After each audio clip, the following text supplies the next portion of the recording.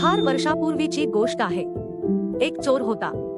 त्याला तो चोर असण्याचा फार गर्व होता।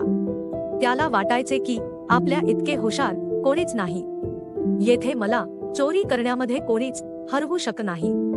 तो सहज कोणालाही मूर्ख बनवत असे। तो एखाद्या ठिकाणी चोरी करायला गेला आणि चोरीन करता परत आला आहे असे कधीच झाले नाही। एके दिवशी चोराने एका विहिरीजवळ एका मुलाला पाहिले।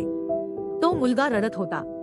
चोराने त्याला विचारले, तू का रडत आहेस? मुलाने त्याला दोरीचा एक तुकडा दाखवून म्हटले की या विहिरीत माझी चांदीची बादली पडली आहे। चोराने विचार केला, पहिली मी याची बादली काढून देतो, मग याची बादली चोरूयात।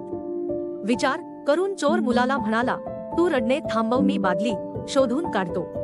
त्याने कपडे काढले आणि विहिरीत उडी मारली। त्याने बादली शोधली, पण त्याला तिथे काहीच मिळाले नाही।